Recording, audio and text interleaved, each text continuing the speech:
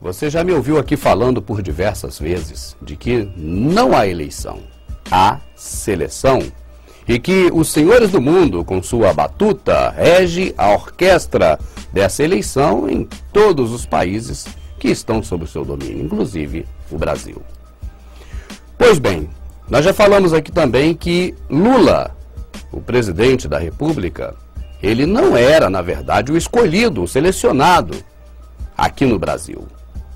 Mas como ele crescia bastante nas pesquisas, houve um encontro dos senhores do mundo com Lula e um fechamento para que Lula então fosse realmente o presidente a serviço dos senhores do mundo, os Illuminati, os banqueiros internacionais. Nós falamos sempre isso por aqui, mas e documentos disso?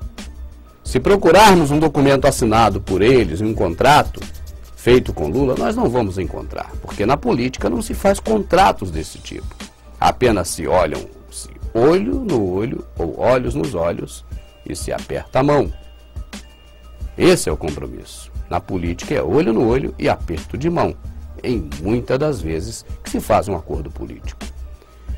E o interessante faz-se notar que a própria Globo, que era contra Lula em suas campanhas a candidato da República, basta ver, claro, o vídeo Cidadão Kane, onde aparece a manipulação da Globo explícita, escancarada, de baixo nível, na época do debate do Collor com Lula.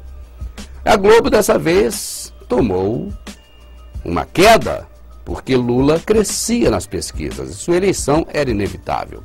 Eu até costumo dizer, e você já deve ter ouvido isso aqui no vídeo, nos DVDs ou nas palestras, que a própria Globo tem caído no conceito dos senhores do mundo. Ela foi criada pela Time Life e o dever dela é ser a faxineira faceira, de limpar as sujeiras, de preparar o caminho, capinando, roçando, para que passe o que eles querem.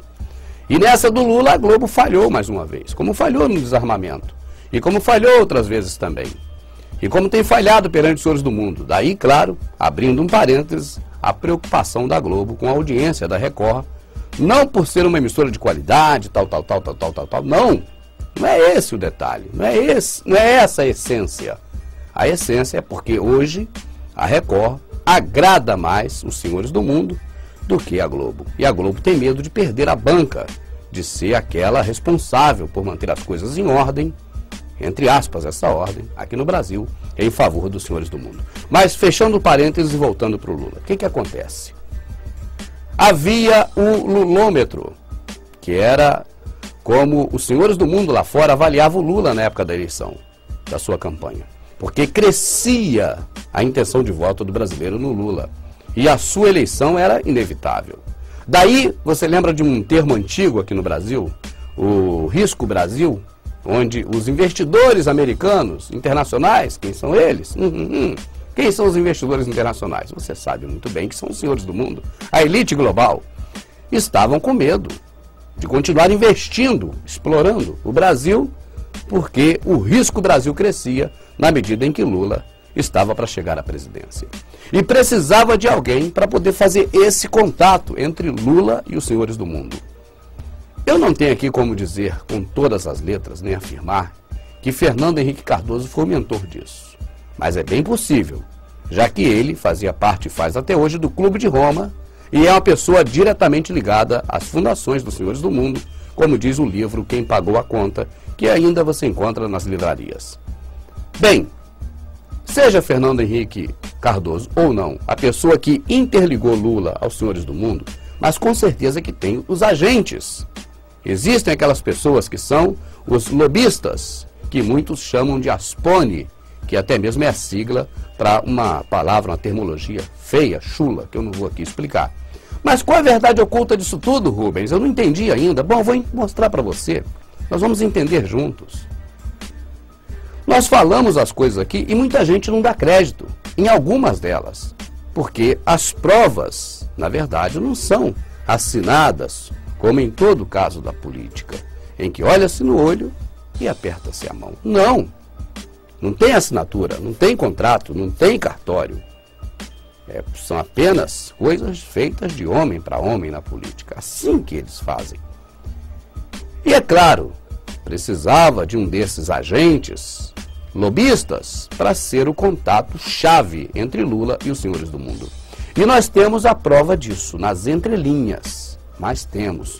Porque a Globo, em 2004, em julho de 2004, estava chateada com uma pessoa ligada ao cenário político empresarial, chamado Garneiro.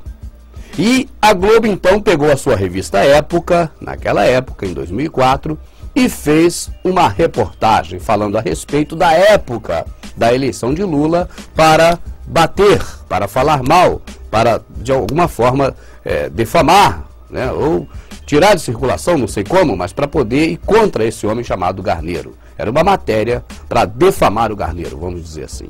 E nas entrelinhas, escapole, olha só o que escapole? O acordo entre Lula e os Illuminati. E é o que você vai ver agora nessa revista Época, na reportagem do dia 9 de julho de 2004, que ainda está na internet, você pode conferir na íntegra, e vamos agora dar uma lidazinha em um trecho dessa reportagem aqui no canal Verdade Oculta e nos DVDs Verdade Oculta. 9 de julho de 2004, a manchete: Cicerone na alta roda. Quase 20 anos depois de ter sido banido do mercado financeiro, acusado de desviar 95 milhões, o ex-banqueiro foi a estrela de um seminário patrocinado pelo Banco do Nordeste para a atração de investimento para a região. Segue a reportagem da revista Época. A agenda de telefones de Gameiro, recheado de nomes importantes, foi seu passaporte de volta à convivência com o poder. O PT descobriu sua utilidade em 2002, quando Luiz Inácio Lula da Silva já liderava a corrida para a presidência, mas ainda era temido como um anticristo no mercado financeiro internacional. As relações entre o partido e o mercado azedaram mais com a criação do Lulômetro, uma equação de um banco americano que associava a subida de Lula nas pesquisas à disparada do índice conhecido como Risco Brasil. Repare que a reportagem diz que Lula era temido como um anticristo no mercado financeiro internacional. Ou seja, os senhores do mundo temiam Lula como se ele fosse um anticristo, algo muito ruim. E aí havia, claro, a necessidade chamá-lo para um acordo. E aí Garneiro entra em ação. Garneiro ofereceu-se para aproximar o PT e o mercado e pôs sua rede de contatos para operar. Articulou uma viagem de José Dirceu aos Estados Unidos, que incluiu desde palestras para investidores do banco Morgan Stanley até visitas a gabinetes de altos funcionários em plena Casa Branca. Segue a reportagem. O maior ativo de Garneiro é o acesso fácil a gente que tem muito dinheiro e poder. O que sobrou do Brasil Investe é pequeno, mas o conselho da administração é composto de nomes como George Bush pai, o russo Deripaska, o banqueiro Nathaniel Rothschild. E aí, a reportagem da revista Época cita até mesmo Nathan Rothschild, senhor do mundo, Illuminati.